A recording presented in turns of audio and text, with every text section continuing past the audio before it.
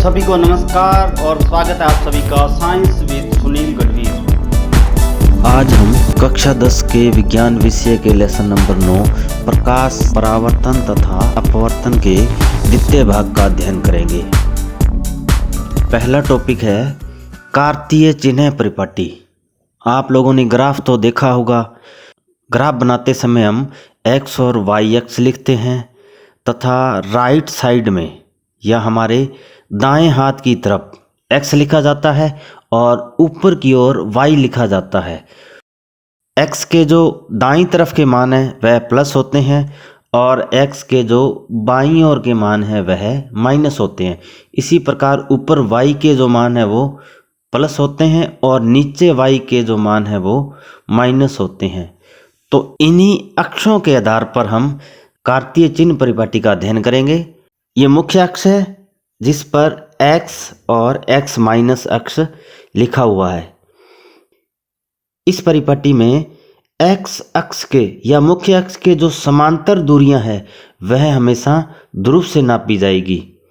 अब इस परिपाटी के अनुसार हम वस्तु अथवा बिंब को हमेशा बाईं ओर रखेंगे, अर्थात बिंब बाईं ओर और प्रकाश बाईं ओर से ही आएगा। दूसरा है बाईं ओर की जितनी भी दूरियां हैं, चाहे वस्तु रखी हो या प्रतिबिंब का निर्माण हो रहा हो, तो इनकी दूरियों को ध्रुव से नापते हैं। तो इस वस्तु की दूरी ध्रुव से हमेशा माइनस में लिखी जाएगी। इसी प्रकार अब बाईं ओर जो प्रतिबिंब बनेगा उसकी ध्रुव से दूरी हमेशा प्लस में मापी जाएगी। अब मुख्य अक्ष के लंबवत अर्थात मुख्य अक्ष से ऊपर तथा नीचे की दूरियां, मुख्य अक्ष के लंबवत ऊपर तथा नीचे की दूरियां प्रतिबिंब की ऊंचाइयों को दर्शाती है। तो ऊपर की ओर बढ़ने वाले प्रतिबिंब की ऊंचाई को हम प्लस में लिखेंगे तथा नीचे की ओर बढ़ने वाले प्रतिबिंब की ऊंचाई को हम माइनस में लिखेंगे। तो यह थी कार्तीय चिन्ह परिपाटी। इसमें हमें सिर्फ x अक्ष और y अक्ष को ध्यान में रखना है तथा जिस प्रकार ग्राफ में x और y की दूरियां प्लस और माइनस में लिखते हैं उसी प्रकार से इनकी दूरियों को प्लस और माइनस में लिखा जाता है। दर्पण सूत्र।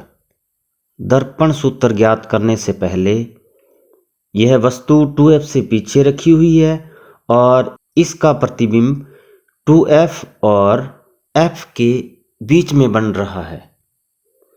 तो ध्रुव से इस वस्तु की दूरी को हम u से लिखते हैं तथा ध्रुव से प्रतिबिंब की दूरी को हम v से लिखते हैं।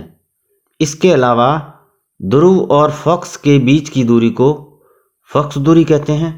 तो दर्पण सूत्र 1/f बराबर 1/v प्लस 1/u, अर्थात यह है फॉक्स दूरी, ध्रुव से वस्तु की दूरी तथा ध्रुव से प्रतिबिंब की दूरी के बीच संबंध को दर्शाता है। दर्पण सूत्र और लेंस सूत्र में माइनस का फर्क होता है, तो इसको आप याद करने के लिए पहले हमने परावर्तन का अध्ययन किया था, अर्थात पहले परावर्तन और पहले प्लस। तो दर्पण सूत्र में आप 1/v और 1/u के बीच प्लस का निशान लगाओगे और लेंस सूत्र में इन दोनों के बीच माइनस का निशान आएगा। आवर्धन। यह हमारी वस्तु है और इसका प्रतिबिंब हमें इस प्रकार से प्राप्त हुआ था, अर्थात यह प्रतिबिंब वस्तु की तुलना में छोटा था और कुछ स्थितियों में वस्तु का प्रतिबिंब वस्तु की तुलना में बड़ा प्राप्त हुआ था। तो गोलीय दर्पण द्वारा आवर्धन से यह ज्ञात होता है कि प्रतिबिंब बिंब की अपेक्षा कितना गुना बड़ा, छोटा या बराबर है, अर्थात प्रतिबिंब की लंबाई और वस्तु की लंबाई के अनुपात को आवर्धन कहते हैं। आवर्धन को m से लिखते हैं और m बराबर h डैश बटा में h, जहाँ पे h डैश प्रतिबिंब की लंबाई और h है बिंब या वस्तु की लंबाई।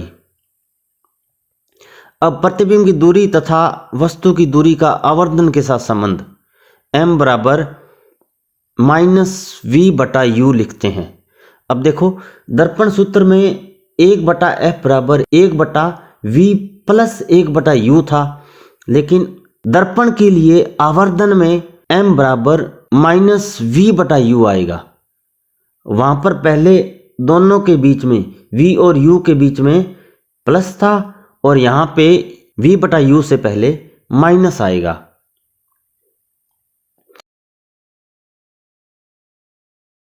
प्रकाश का अपवर्तन, यह वायु माध्यम और यह कांच की एक सिल्ली है। अब इसमें से हम सूर्य का प्रकाश गुजारते हैं तो यह इस प्रकार से मुड़ रहा है, जबकि यह प्रकाश की किरण सीधी जाती तो इस मार्ग से जाती। यहाँ पर देखिए वायु एक माध्यम है और कांच दूसरा माध्यम है, तो प्रकाश की किरण एक माध्यम से दूसरे माध्यम में जा रही है और दोनों माध्यमों को अलग करने वाली सतह से यह अपने मूल मार्ग से मुड़ रही है। तो प्रकाश की इस घटना को प्रकाश का अपवर्तन कहते हैं। अर्थात प्रकाश की किरण जब एक माध्यम से दूसरे माध्यम में जाती है तो यह दोनों माध्यमों को अलग करने वाली सतह से वह अपने मूल मार्ग से मुड़ जाती है। प्रकाश की यह घटना प्रकाश का अपवर्तन कहलाती है। अब अपवर्तन क्यों होता है? हम जानते हैं कि वायु एक गैसीय माध्यम है और गैसीय माध्यम में कण दूर दूर होते हैं,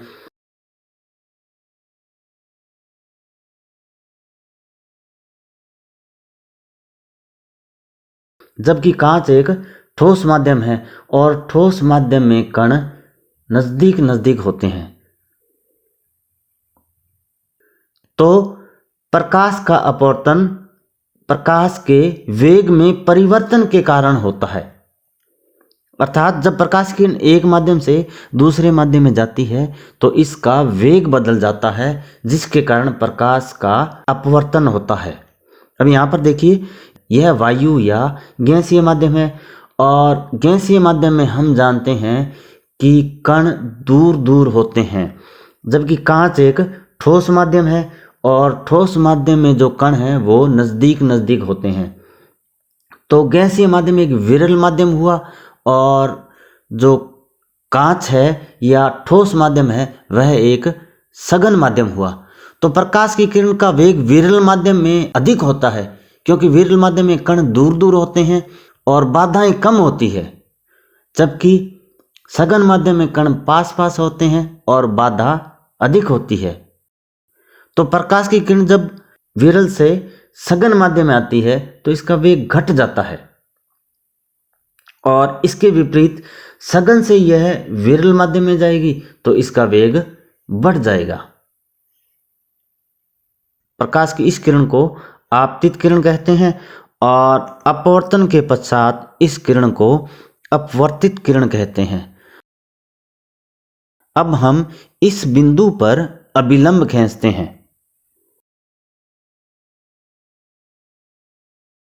तो जब प्रकाश की किरण विरल माध्यम से सघन माध्यम में जाती है, विरल से सघन माध्यम में जाने का इसका मूल मार्ग यह था, लेकिन माध्यम सघन होने के कारण यह अभिलंब की ओर मुड़ जाती है, क्योंकि इसका वेग कम हो जाता है।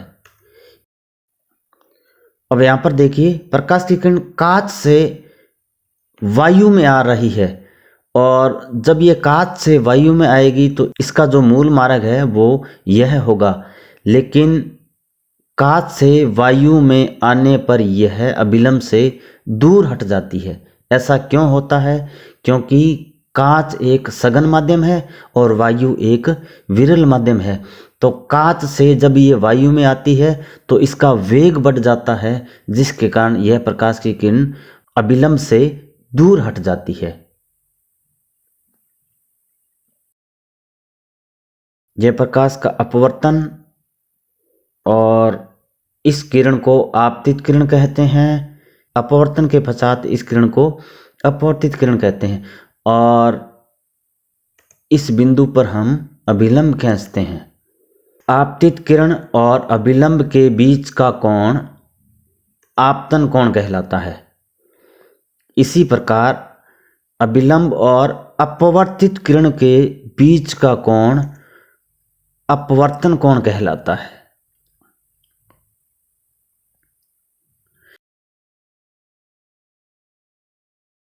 अब है अपवर्तन के नियम। पहला नियम वही है, आपतित किरण, अभिलंब और परावर्तित किरण तीनों एक ही तल में होते हैं। और दूसरा नियम है आपतन कोण की ज्या और अपवर्तन कोण की ज्या का अनुपात सदैव एक स्थिरांक होता है, अर्थात कोण I और कोण R का अनुपात सदैव स्थिर रहेगा। इसे स्नेल का अपवर्तन का नियम भी कहते हैं तथा इस स्थिरांक के मान को दूसरे माध्यम का पहले माध्यम के सापेक्ष अपवर्तनांक भी कहते हैं। अपवर्तनांक, यह आपतित किरण और यह है अभिलंब। यह आपतित किरण एक माध्यम से दूसरे माध्यम में जा रही है और इसका अपवर्तन हो रहा है। वायु माध्यम 1 और जो कांच है वो माध्यम 2 है।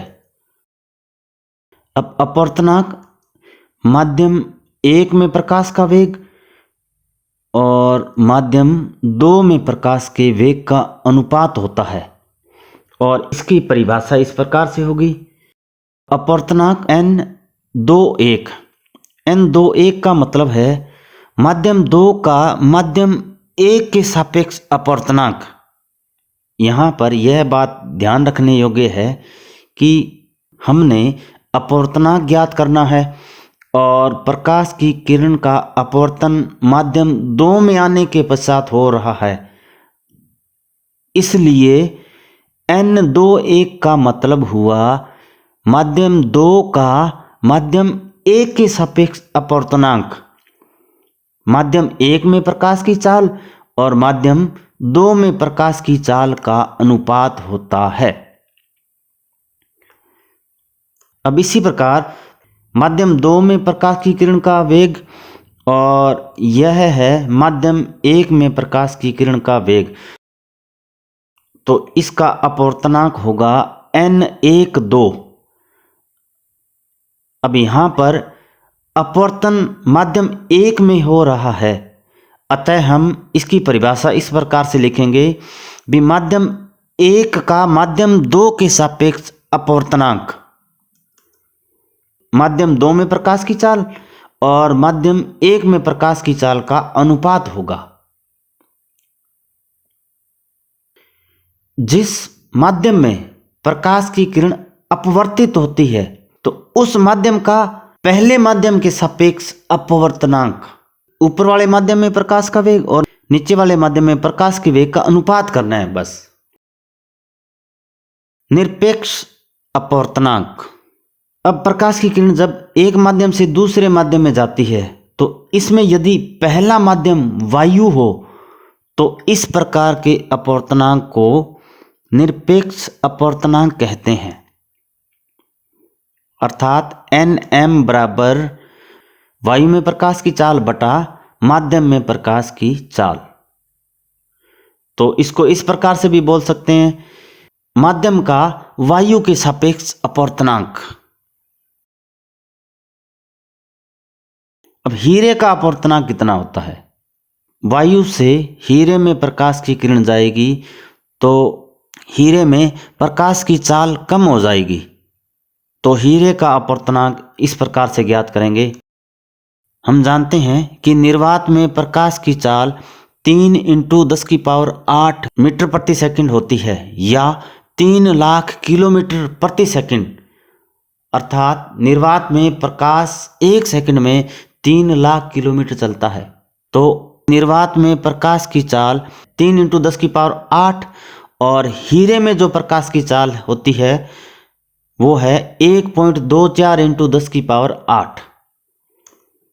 और इन दोनों का भाग देने पर इसका मान आएगा 2.42, अर्थात हीरे का अपवर्तनांक 2.42 होता है। हीरे का अपवर्तनांक सर्वाधिक होता है और वायु का अपवर्तनांक 1.0003 होता है। लेंस, दो पृष्ठों से घिरा हुआ कोई पारदर्शी माध्यम जिसका एक या दोनों पृष्ठ गोलीय हो, लेंस कहलाता है। लेंस दो प्रकार के होते हैं, उत्तल लेंस और अवतल लेंस। उत्तल लेंस बीच में से मोटा और किनारों से पतला होता है, जबकि अवतल लेंस बीच में से पतला और किनारों से मोटा होता है। इसके अलावा उत्तल लेंस प्रकाश की किरणों को अपवर्तन के पश्चात पास पास लेकर आता है, इसलिए इसे अभिसारी लेंस भी कहते हैं। और अवतल लेंस प्रकाश की किरणों को अपवर्तन के पश्चात फैलाता है, इसलिए इसे अपसारी लेंस भी कहते हैं। अब लेंस से संबंधित परिभाषाएं। उत्तल लेंस को इन दो गोलों से काटकर बनाया गया है। तो पहला है वक्रता केंद्र। लेंस को जिन दो गोलों से बनाया गया है उन गोलों का केंद्र वक्रता केंद्र कहलाता है। यहाँ पर दोनों गोलों का केंद्र C1 और C2 है, तो C1 और C2 को हम वक्रता केंद्र कहते हैं। फिर है वक्रता त्रिज्या। तो यह इस गोले की त्रिज्या R1 और यह दूसरे गोले की त्रिज्या R2। तो वक्रता त्रिज्या की परिभाषा होगी, लेंस को जिस गोले से बनाया गया है उस गोले की त्रिज्या वक्रता त्रिज्या कहलाती है। तो यहाँ पर R1 और R2 वक्रता त्रिज्याएं हैं। मुख्य अक्ष, दोनों वक्रता केंद्रों को मिलाने वाली सीधी रेखा मुख्य अक्ष कहलाती है। इस लेंस का केंद्रीय बिंदु प्रकाशीय केंद्र कहलाता है। इस बिंदु से प्रकाश की किरण बिना अपवर्तन के सीधे निकल जाती है, अर्थात यह जो O बिंदु है यह प्रकाशीय केंद्र है और O से जब प्रकाश की किरण निकलती है तो उसका अपवर्तन नहीं होता। इसी प्रकार से अवतल लेंस के लिए भी यही परिभाषाएं हो गई।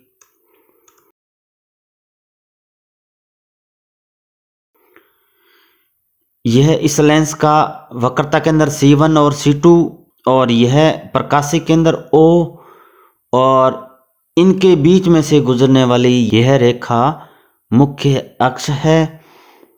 और जब प्रकाश की किरण इस मुख्य अक्ष के समांतर आती है और अपवर्तन के पश्चात यह इस बिंदु से गुजरती है, तो इस बिंदु को हम मुख्य फोकस कहते हैं। अर्थात जब प्रकाश की किरण मुख्य अक्ष के समांतर आती है और अपवर्तन के पश्चात जिस बिंदु से गुजरती है उस बिंदु को मुख्य फोकस कहते हैं।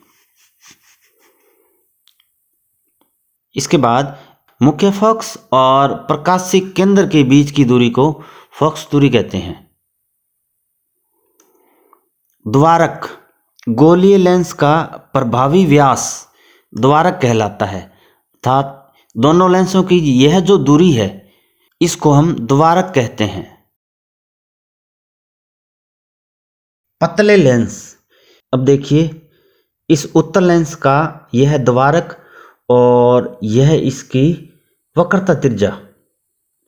अब यहाँ पर देखिए यह द्वारक की दूरी और यह वक्रता त्रिज्या की दूरी, तो द्वारक की दूरी कम है और वक्रता त्रिज्या की दूरी ज़्यादा है, तो ऐसे लेंस पतले लेंस कहलाते हैं। अर्थात वे लेंस जिनके द्वारक छोटे हो तथा वक्रता त्रिज्या ज़्यादा हो पतले लेंस कहलाते हैं।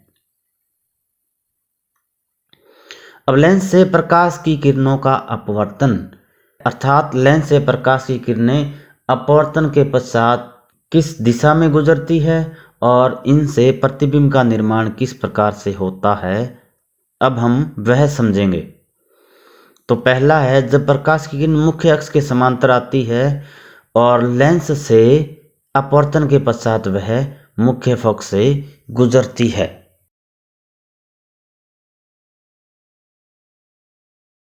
और अवतल लेंस में यह मुख्य अक्ष के समांतर आती है, लेकिन यह मुख्य फोकस से नहीं गुजर रही। अब इस किरण को हम पीछे की ओर बढ़ाएंगे तो यह मुख्य फोकस से गुजरती हुई प्रतीत होती है। अर्थात अवतल लेंस में जब प्रकाश की किरण मुख्य अक्ष के समांतर आती है तो यह मुख्य फोकस से गुजरती हुई प्रतीत होती है। दूसरा है जब प्रकाश की किरण मुख्य फोकस में से गुजरती है और अपवर्तन के पश्चात मुख्य अक्ष के समांतर हो जाती है। और अवतल लेंस में यह मुख्य फोकस से गुजरती हुई प्रतीत हो रही है और अपवर्तन के पश्चात मुख्य फोकस के समांतर हो जाती है। तीसरी प्रकाश की किरण प्रकाशीय केंद्र में से गुजरती है तथा बिना अपवर्तन के सीधी निकल जाती है। तो दोनों लेंसों में यह सीधी निकलेगी। तो इन तीनों प्रकाश की किरणों को आपने ध्यान में रखना है।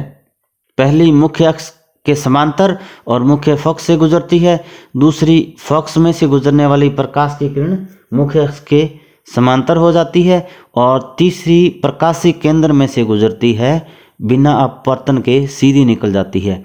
अब हम जब प्रतिबिंब निर्माण करेंगे तो इनमें से दो प्रकाश की किरणों को ही काम में लेंगे। पहली मुख्य अक्ष के समांतर जाने वाली और दूसरी प्रकाश केंद्र में से गुजरने वाली। जब प्रतिबिंब निर्माण करेंगे तो इस लेंस में हम वस्तु कहाँ कहाँ रख सकते हैं। तो पहला वस्तु अनंत पे, दूसरा 2f से पीछे, तीसरा 2f पर, चौथा 2f और f के बीच में, फिर पांचवा है वस्तु f पर रखेंगे और उसके बाद वस्तु f और प्रकाश केंद्र के बीच में रखेंगे। यहाँ पर आप एक बात और याद रखना, जब वस्तु अनंत पर होती है तो इसका प्रतिबिंब f पर बनता है और उसके बाद अनंत से हम इस वस्तु को लेंस के पास लेके आ रहे हैं तो प्रतिबिंब f से उतना दूर होता जाएगा। प्रतिबिंब निर्माण से पहले हम यह जानेंगे कि किसी भी वस्तु का प्रतिबिंब किस प्रकार से बनता है और यह कितने प्रकार का होता है। तो यहाँ पर यह उत्तल लेंस है तथा उत्तल लेंस के बीचों बीच इसका मुख्य अक्ष है और इस जलती हुई मोमबत्ती से होकर जाने वाली प्रकाश की किरणें इस उत्तल लेंस में से गुजरेगी तथा गुजरने के पश्चात इसका प्रतिबिंब दीवार पर बनेगा। अब यह देखिए, इस जलती हुई मोमबत्ती को इस लेंस के पास रखा है तथा इसकी दूरी को हम परिवर्तित करते हैं, अर्थात मोमबत्ती की स्थिति को हम f, 2f और 2f से पीछे इस प्रकार से व्यवस्थित करते हैं। तो हम देखते हैं कि इस मोमबत्ती की जलती हुई लौ का जो प्रतिबिंब है वो हमें दीवार पर प्राप्त हो रहा है और इस जलती हुई लौ का यह प्रतिबिंब उल्टा प्राप्त हो रहा है।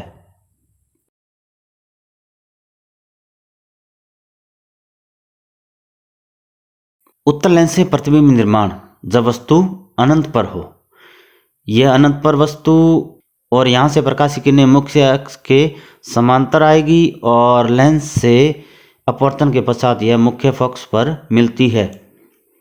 तो वस्तु का प्रतिबिंब मुख्य फोकस पर प्राप्त होता है, अर्थात जब वस्तु अनंत पर हो तो वस्तु का प्रतिबिंब मुख्य फोकस पर बनता है। यह वस्तु की तुलना में छोटा, उल्टा तथा वास्तविक बनता है।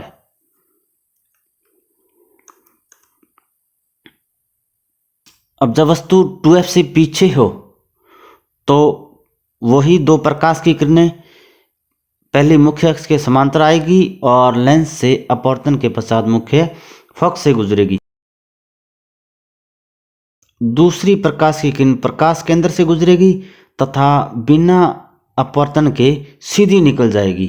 अब यहाँ पर देखिए, यह दोनों प्रकाश की किरणें F और 2F के बीच में मिल रही है, तो वस्तु का प्रतिबिंब F और 2F के बीच में बनता है।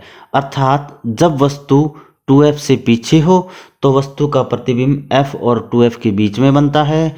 यह वस्तु की तुलना में छोटा, उल्टा तथा वास्तविक बनता है। तीसरा है जब वस्तु 2F पर हो।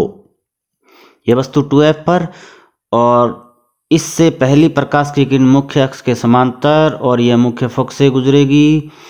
दूसरी प्रकाश की किरण प्रकाश केंद्र से गुजरेगी और बिना अपवर्तन के सीधी निकल जाएगी। अब यहाँ पर देखिए, यह दोनों प्रकाश की किरणें 2F पर ही मिल रही है, तो वस्तु का प्रतिबिंब भी 2F पर ही बनेगा। अर्थात जब वस्तु 2F पर हो तो वस्तु का प्रतिबिंब 2F पर बनता है। यह वस्तु के बराबर, उल्टा और वास्तविक बनता है।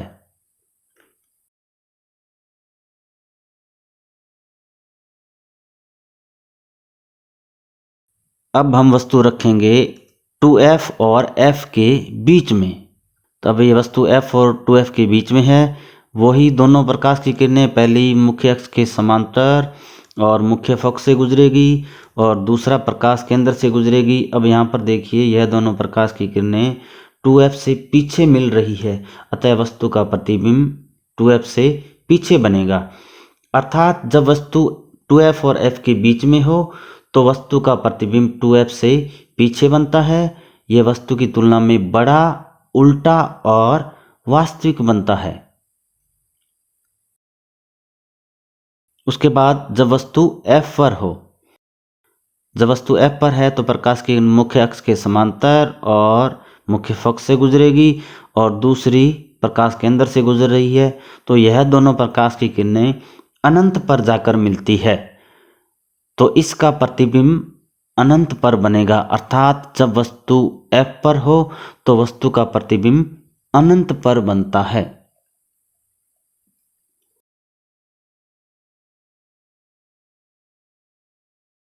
अब हम वस्तु को F और प्रकाश केंद्र के बीच में रखते हैं, तो वही दोनों प्रकाश की किरणें पहली मुख्य अक्ष के समांतर और मुख्य फोकस में से गुजरेगी और दूसरा प्रकाश केंद्र में से गुजरेगी। अब यहाँ पर देखिए, यह दोनों प्रकाश की किरणें आगे जाकर कहीं भी नहीं मिल सकती, तो इन दोनों को हम पीछे की ओर बढ़ाते हैं, तो यह दोनों यहाँ पर मिलती है।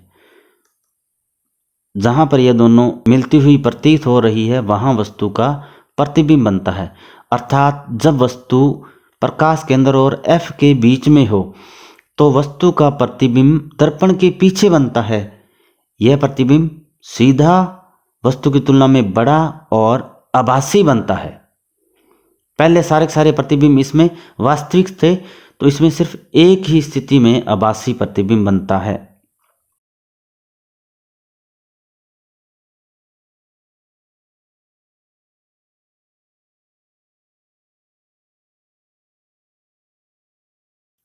अवतल लेंस से प्रतिबिंब निर्माण। हम जानते हैं कि अवतल लेंस प्रकाश की किरणों को फैलाता है और चाहे दर्पण हो या लेंस जो प्रकाश की किरणों को फैलाता है, उनसे दो ही स्थितियों में प्रतिबिंब बनते हैं। पहला, जब वस्तु अनंत पर हो और दूसरा अनंत के अलावा वस्तु कहीं पर भी हो। तो जब वस्तु अनंत पर हो, यह वस्तु अनंत पर और इससे होकर प्रकाश की किरणें आएगी और फैल जाएगी। अब ये आगे जाकर कहीं भी नहीं मिल रही, तो इन दोनों को हम पीछे की ओर बढ़ाएंगे। पीछे की ओर बढ़ाने पर यह मुख्य फोकस पर मिलती हुई प्रतीत होती है, अतः वस्तु का प्रतिबिंब मुख्य फोकस पर बनेगा। अर्थात अवतल लेंस में जब वस्तु अनंत पर हो तो वस्तु का प्रतिबिंब मुख्य फोकस पर बनता है। यह सीधा बनता है, वस्तु की तुलना में छोटा और आभासी बनता है। दूसरा, अनंत के अलावा वस्तु कहीं पर भी हो, तो ये वस्तु F और 2F के बीच में है। पहली प्रकाश की किरण अपवर्तन के पश्चात फैलेगी और इसको हमने पीछे की ओर बढ़ाया और दूसरी प्रकाश की किरण प्रकाश केंद्र में से निकलती है। तो यह देखो, यह दोनों प्रकाश की किरणें F और प्रकाश केंद्र के बीच में मिल रही है, तो वस्तु का प्रतिबिंब यहीं पर बनेगा। अर्थात अवतल लेंस में जब वस्तु अनंत के अलावा कहीं पर भी हो तो वस्तु का प्रतिबिंब फोकस और प्रकाश केंद्र के बीच में बनता है, वस्तु की तुलना में छोटा, सीधा और आभासी बनता है। यहाँ पर एक बात और ध्यान रखना, अवतल लेंस में दोनों प्रतिबिंब आभासी बनते हैं, जबकि उत्तल लेंस में सिर्फ एक ही कंडीशन में प्रतिबिंब आभासी बनता है। लेंस सूत्र मैंने आपको पहले बताया था कि हमने पहले परावर्तन का अध्ययन किया था, और पहले परावर्तन पहले प्लस, तो जो दर्पण सूत्र था उसमें U और V के बीच में प्लस था, जबकि लेंस सूत्र में माइनस आएगा। तो यह लेंस सूत्र 1/f बराबर 1/v माइनस 1/u। आवर्धन प्रतिबिंब वस्तु की तुलना में कितना बड़ा या छोटा या उसके बराबर है, तो यह आवर्धन कहलाता है। m बराबर प्रतिबिंब की लंबाई और वस्तु की लंबाई का अनुपात होता है, और इनमें संबंध m बराबर v/u। अब यहाँ पे v/u प्लस होगा, जबकि दर्पण में यह माइनस था।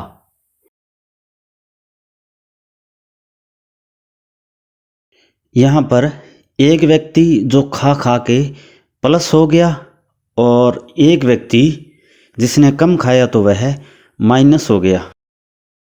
तो यह जो मोटा व्यक्ति है इसकी आकृति उत्तल लेंस के जैसी है, और चूंकि यह खा के प्लस हुआ था तो इसकी जो फोकस दूरी है वह प्लस होगी, और यह जो दूसरा व्यक्ति है इसकी जो शेप है वह अवतल लेंस की तरह है, और इसकी फोकस दूरी माइनस होगी।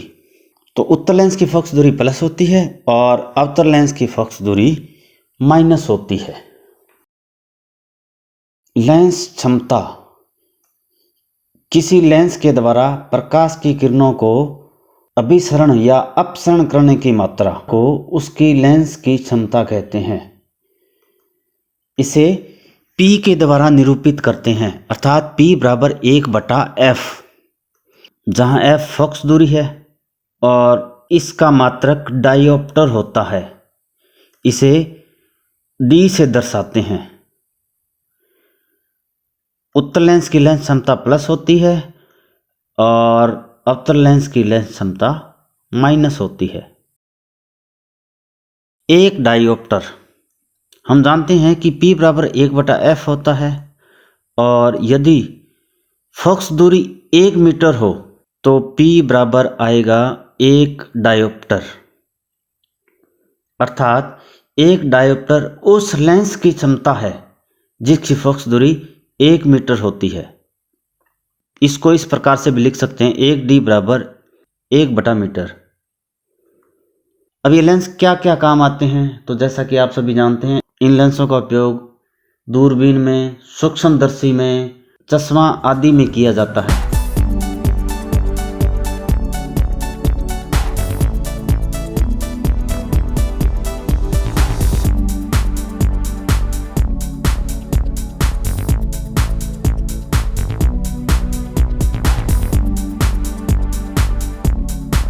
तो यह आपका लेसन नंबर 9 कंप्लीट। मिलते हैं नेक्स्ट लेसन मानव नेत्र तथा रंग बिरंगा संसार में।